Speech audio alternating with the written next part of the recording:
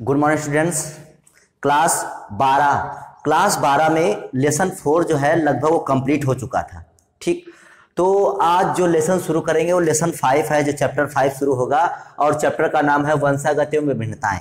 इस चैप्टर में हम पढ़ेंगे वंशागत क्या होता है, विभिन्नताएं क्या होती हैं, सब पूरा पढ़ेंगे इसमें हम। तो आज का जो टॉपिक है, टॉपिक का नाम है आनुवंशिकता एवं आनुवंशिकी। ठीक, आनुवंशिकता एवं आनुवंशिकी, इनहेरिटेंस एंड जेनेटिक्स। आज हम जानेंगे इनहेरिटेंस और जेनेटिक्स होता क्या है। ठीक, तो वीडियो शुरू करने से पहले अगर आप हमारे चैनल पर नए हैं तो चैनल को जरूर सब्सक्राइब कर लें, बेल आइकन को दबा लें ताकि आपको वीडियो की नोटिफिकेशन मिल सके। तो देखिए, इस सब को जानने से पहले बहुत सिंपल तरीके से जान लेते हैं। जैसे मान लेते हैं ये पीढ़ी है, ये एक पीढ़ी है, पीढ़ी एक, जनरेशन 1। ठीक, और ये कोई है पीढ़ी दूसरी, इसको बोलते हैं जनरेशन 2। मान लेते हैं 2 जनरेशन है, पहली पीढ़ी और दूसरी पीढ़ी। ठीक, तो पहली पीढ़ी से जब कोई लक्षण दूसरी पीढ़ी में जाते हैं, ठीक, पहली पीढ़ी से दूसरी पीढ़ी में जब कोई लक्षण जाते हैं, और कौन से लक्षण? आनुवंशिक लक्षण। जब पहली पीढ़ी से दूसरी पीढ़ी में जब कोई लक्षण जाते हैं आनुवंशिक, तो उन्हें आनुवंशिक लक्षण या वंशागत लक्षण बोलते हैं। आनुवंशिक लक्षण या वंशागत लक्षण कौन होते हैं?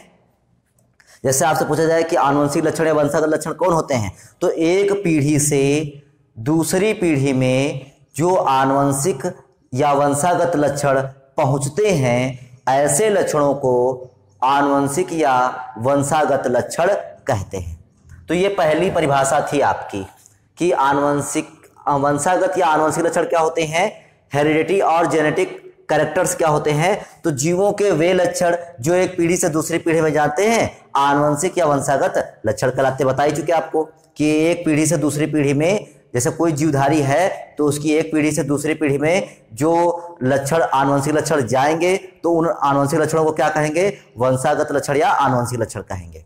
ठीक, अब दूसरा आता है वंशागत या आनुवंशिकता क्या होती है।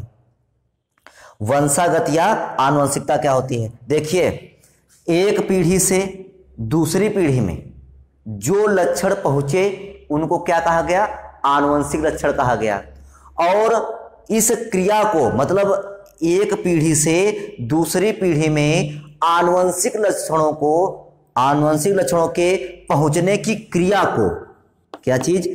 क्रिया को, आनुवंशिक लक्षणों के पहुंचने की क्रिया को क्या कहते हैं? वंशागत या आनुवंशिकता कहते हैं। वंशागत या आनुवंशिकता कहते हैं। तो क्या होती है, इससे समझ जाएंगे कि एक पीढ़ी से दूसरी पीढ़ी में आनुवंशिक लक्षणों के पहुंचने की क्रिया को क्या कहते हैं? वंशागत या आनुवंशिकता कहते हैं। तो वही लिखा हुआ है कि आनुवंशिक लक्षणों का एक पीढ़ी से दूसरी पीढ़ी में पहुंचने की क्रिया को क्या कहते हैं? वंशागत या आनुवंशिकता कहते हैं। ये दोनों परिभाषाएं हो गई। अब आता है आनुवंशिकी। तो देखिए, आनुवंशिकी होती है एक विज्ञान की शाखा। उस विज्ञान की शाखा के अंतर्गत हम लोग क्या पढ़ते हैं? हम जो लक्षण होते हैं, आनुवंशिक लक्षण होते हैं, उनका अध्ययन करते हैं। जैसे मान लीजिए आपको मानव वंश के आनुवंशिक लक्षणों का अध्ययन करना है, तो आप मानव की आनुवंशिकी पढ़ेंगे। क्योंकि अगर आपको मानव वंश के लक्षणों का अध्ययन करना है तो आप मानव की आनुवंशिकी पढ़ेंगे, ह्यूमन जेनेटिक्स पढ़ेंगे। ठीक, इसी प्रकार से अगर किसी और जंतु का जेनेटिक्स, मतलब आनुवंशिक लक्षणों का अध्ययन करना है तो उस जंतु की जेनेटिक्स पढ़ेंगे। तो यही होता है, क्या है? जीव विज्ञान की वह शाखा जिसके अंतर्गत सजातीय एवं पारस्परिक संबंधित जीवों की आनुवंशिक समानताओं एवं विभिन्नताओं का तथा इनकी आनुवंशिकता का अध्ययन किया जाता है, आनुवंशिकी कहलाती है। मतलब क्या हुआ? विज्ञान की वह शाखा जिसके, जैसे मान लेते हैं कि ये इस पीढ़ी से इस पीढ़ी में जब कोई लक्षण जा रहे हैं तो जो ये दोनों पीढ़ियां होंगी वो कैसी होंगी? सजाती होंगी।